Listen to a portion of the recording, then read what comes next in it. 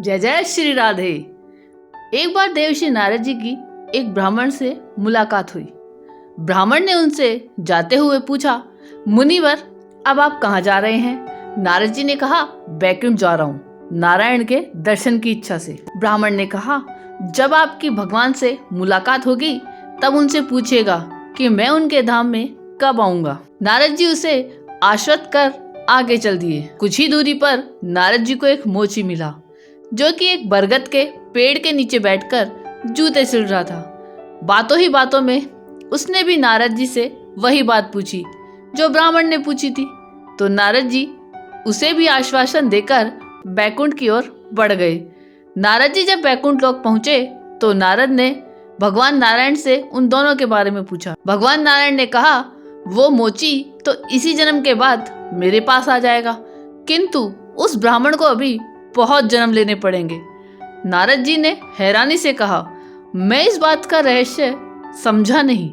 ब्राह्मण तो नित्य आपकी पूजा अर्चना में लगा रहता है, कथा प्रवचन सत्संग आदि करता है, और मोची ऐसा कुछ भी नहीं करता।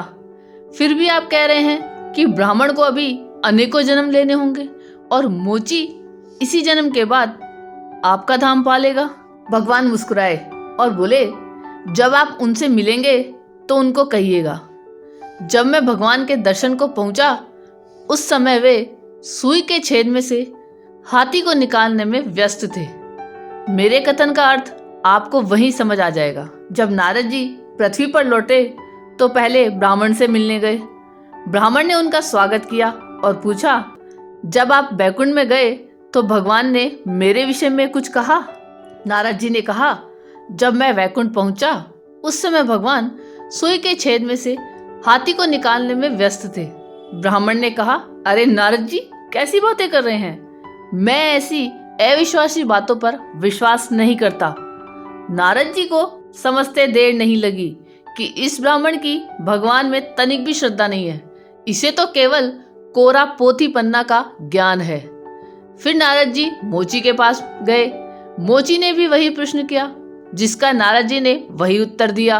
भगवान सुई के छेद में से हाथी को निकालने में व्यस्त थे। मोची ये सुनते ही जोर जोर से रोने लगा।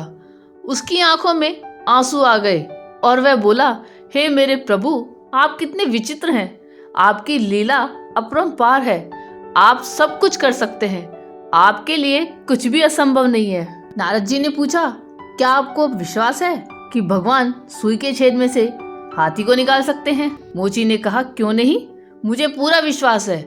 आप देख रहे हैं कि मैं इस बरगद के पेड़ के नीचे रोज बैठता हूँ और इससे नित्य अनेक फल गिरते हैं, और उन फलों के हर बीज में इस बड़े वृक्ष की ही तरह एक बरगद का वृक्ष समाया हुआ है। यदि एक छोटे से बीज के भीतर प्रभु इतना बड़ा वृक्ष निकाल सकते हैं, तो फिर उनके लिए एक सुई के छेद से हाथी को निकालना कोई असंभव कार्य कैसे हो सकता है? नारद जी को अपने प्रश्न का उत्तर मिल गया।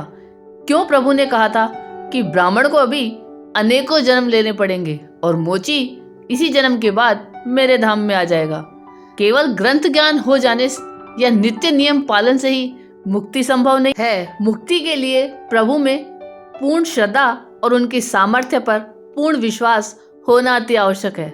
यह कहानी आपको कैसी लगी यह कमेंट करके जरूर बताइएगा। चैनल पर नए हो तो सब्सक्राइब जरूर कीजिएगा, वीडियो को लाइक और शेयर कीजिएगा, और भगवान पे पूर्ण श्रद्धा और विश्वास हमेशा बनाए रखिएगा। धन्यवाद।